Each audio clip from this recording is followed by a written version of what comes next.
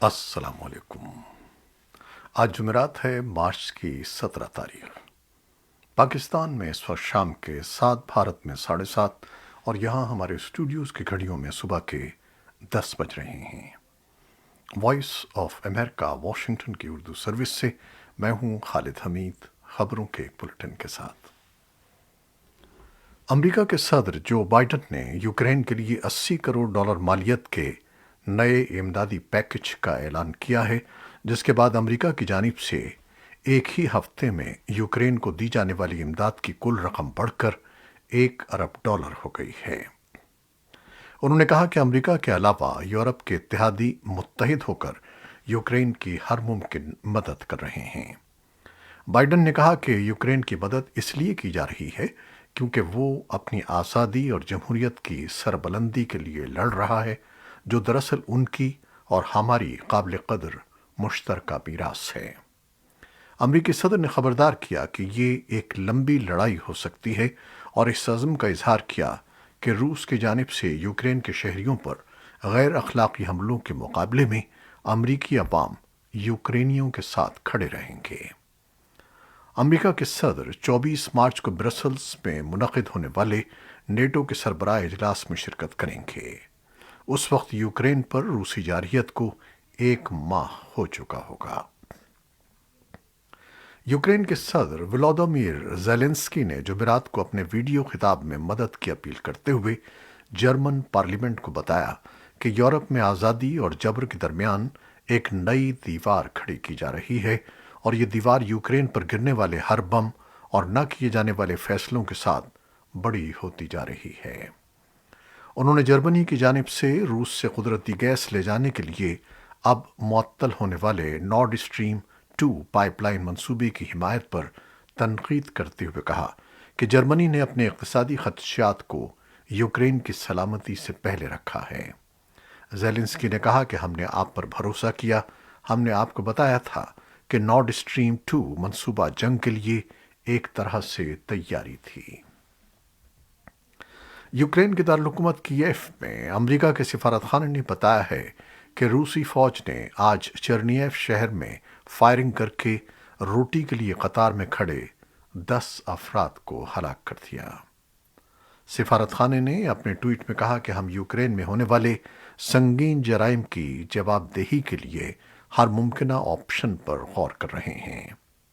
Emergency services کے مطابق Ukraine کے دارالحکومت کیف میں ایک رہائشی عمارت میں اس وقت آگ بھڑک اٹھی جب جمعرات کے ابتدائی اوقات میں گرائے جانے والے روسی راکٹ کی باقیات اس عمارت سے ٹکرائیں، جس سے ایک شخص ہلاک اور کم از کم 3 زخمی ہو گئے۔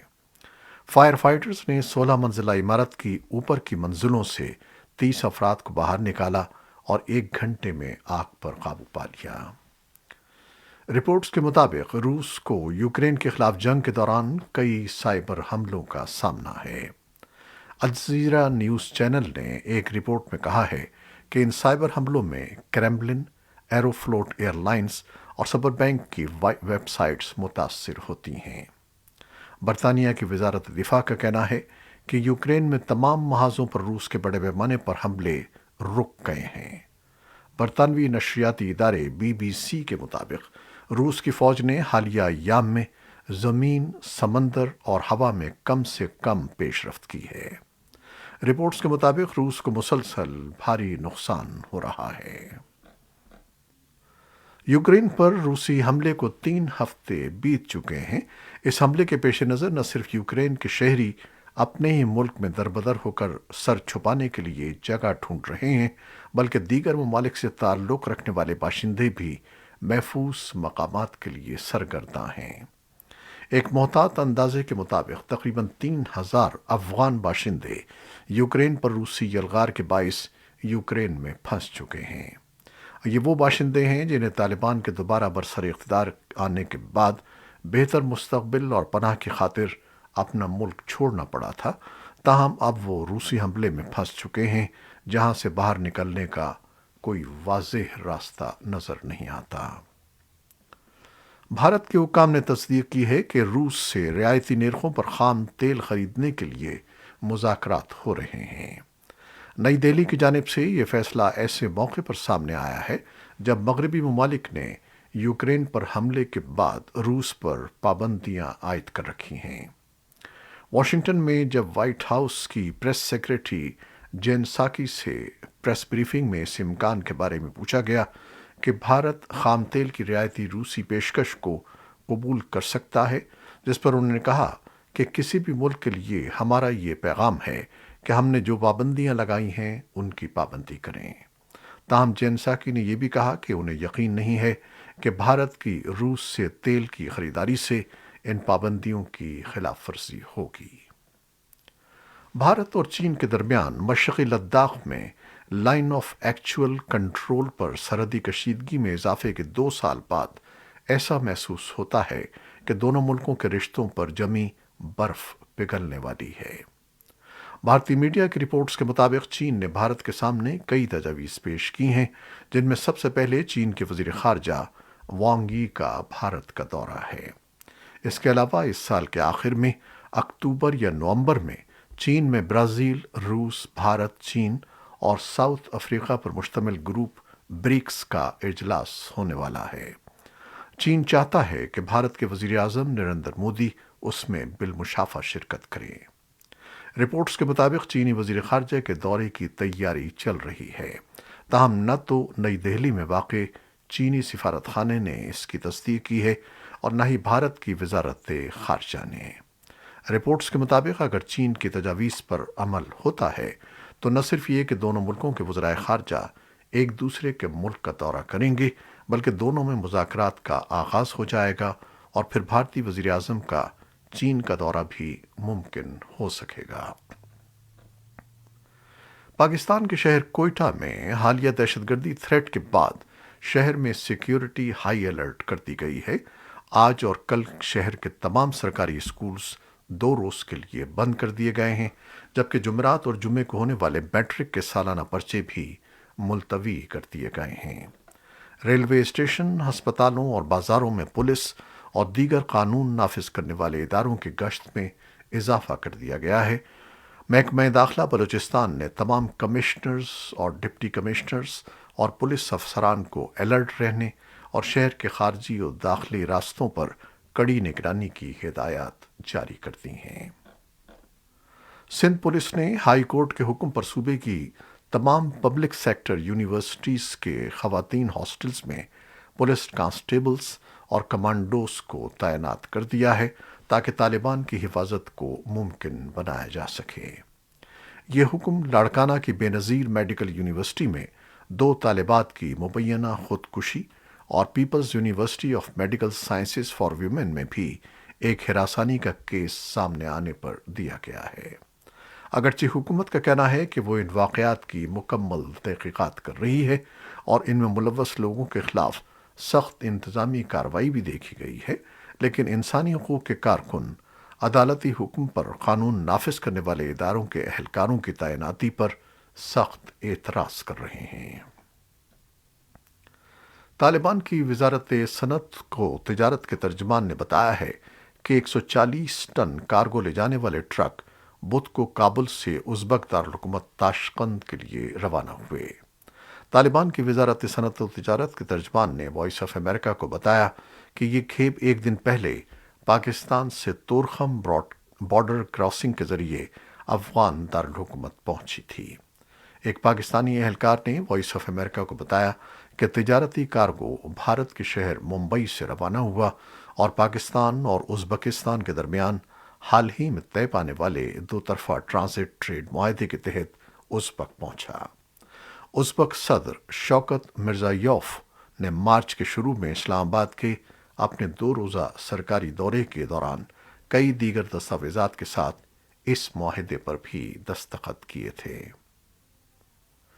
ایمنسٹی انٹرنیشنل نے امریکہ کے محکمہ ہوم لینڈ سیکیورٹی کے افغانستان کے لیے عارضی طور پر محفوظ حیثیت ٹی پی ایس کے فیصلے کا خیر مقدم کیا ہے۔ عارضی طور پر محفوظ حیثیت ٹی پی ایس امریکہ میں رہنے والے کسی مخصوص ملک کے شہریوں کو دی جانے والی ایک قانونی حیثیت ہے جن کے ملکوں میں واپسی کے لیے حالات سازگار نہیں ہیں۔ ادارے کا کہنا ہے کہ افغانستان کے افراد کے لیے عارضی طور پر محفوظ حیثیت کا حصول ایک اہم قدم ہے اور اسے مسلح تصادم کا سامنا کرنے والے دیگر ممالک تک بڑھایا جانا چاہیے۔ اقوام متحدہ کے ہائی کمشنر برائے مہاجرین فلیپو گرینڈی نے کہا ہے کہ دنیا کو افغانستان کے لوگوں کو مستقل مدد فراہم کرنی چاہیے۔ انہوں نے ملک میں انسانی ضروریات اور بیرون ملک افغان مہاجرین کی ضروریات کو پورا کرنے کے لیے بھرپور مدد کی اپیل کی۔ گرینڈی نے ملک کے 4 روزہ دورے کے اختتام پر کہا کہ چونکہ دنیا یوکرین کی جنگ میں مصروف ہے، تاہم افغانستان کو بہت سنگین بحران کا سامنا ہے۔ انہوں نے قندھار میں UNHCR کے زیر تعمیر صحت مرکز کا اور جلال آباد میں تعمیر کردہ لڑکیوں کے اسکول کا افتتاح کیا۔ اقوام متحدہ سے یمن میں انسانی ہمدردی کی کوششوں کے لیے 1.3 بلین ڈالرز کے فنڈز فراہم کرنے کے وعدے کیے گئے ہیں، جبکہ عالمی ادارے کا ہدف 4.2 بلین ڈالر تھا۔ اقوام متحدہ کے انسانی امور اور ہنگامی امداد کے under secretary general coordinator Martin Griffiths نے ایک ورچوئل کانفرنس کے بعد ایک بیان میں کہا کہ دنیا میں انسانی ضروریات میں انتہائی اضافہ ہو رہا ہے، لیکن ہمدردی اور یکجہتی اس رفتار سے نہیں بڑھ رہی۔ یمنی عوام کو فوری ریلیف کی ضرورت ہے۔ امریکی وزیر خارجہ اینٹونی بلنکن نے بدھ کے روز اعلان کیا کہ امریکہ سن 2022 میں یمن کو تقریباً 585 ملین ڈالر دے گا۔ یورپی یونین نے کہا کہ وہ 407.4 ملین ڈالر فراہم کرے گا اور برطانیہ نے 115 ملین ڈالر دینے کا وعدہ کیا ہے۔ 17 ملین افراد کو خوراک کی امداد کی اشد ضرورت ہے اور یہ تعداد سن 2022 کے دوسرے نصف تک بڑھ کر 19 ملین تک پہنچ سکتی ہے۔ جاپان میں حکام نے فوکوشیما کے ساحل پر بدھ کی رات آنے والے 7.4 شدت کے زلزلے کے بعد لوگوں کو آفٹر شاکس کا انتباہ جاری کیا ہے۔ زلزلے میں 4 افراد ہلاک اور 100 سے زیادہ زخمی ہوئے اور ٹوکیو کے علاقے میں 20 لاکھ سے زیادہ صارفین کے لیے بجلی کی فراہمی منقطع ہو گئی۔ ملک کے شمال مشرقی اور مشرقی علاقوں خاص طور پر میاگی اور فوکوشیما میں شدید جھٹکے محسوس کیے گئے۔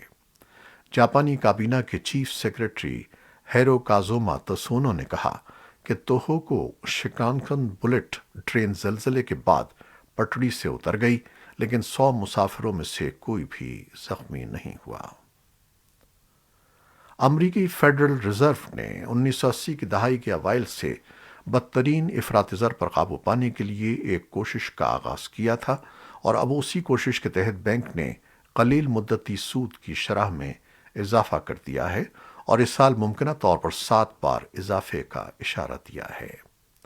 فیڈرل ریزرو نے 2 سال قبل وبا کے نتیجے میں کساد بازاری کے بعد شرح سود تقریباً 0 کے قریب کر دی تھی، اور اب اس میں کوارٹر پوائنٹ اضافے سے بلند افراط زر کو روکنے کے لیے اپنی کوششوں کے آغاز کی نشاندہی کی ہے۔ شرح میں اضافے کا مطلب بالآخر بہت سے صارفین اور کاروباروں کے لیے قرض کا حصول بلند شرح کے ساتھ ممکن ہوگا۔ یہ تھیں وہ خبریں جو فیس بک لائیو پر ہم نے آپ کے لیے پیش کی۔ ہماری ویب سائٹ، یوٹیوب اور پوڈ کاسٹ پر یہ بلیٹن پوسٹ کر دیا جاتا ہے۔ آپ ہمارے بلیٹن کو شیئر کرتے ہیں اور اپنے کمنٹس میں اپنی محبتوں اور دعاؤں کا اظہار کرتے ہیں، جس کے لیے ہم آپ کے بے حد مشکور ہیں۔ اپنی ان محبتوں کو اور دعاؤں کو جاری رکھیے گا۔ خالد حمید کو اب اجازت دیجیے گا۔ اللہ حافظ۔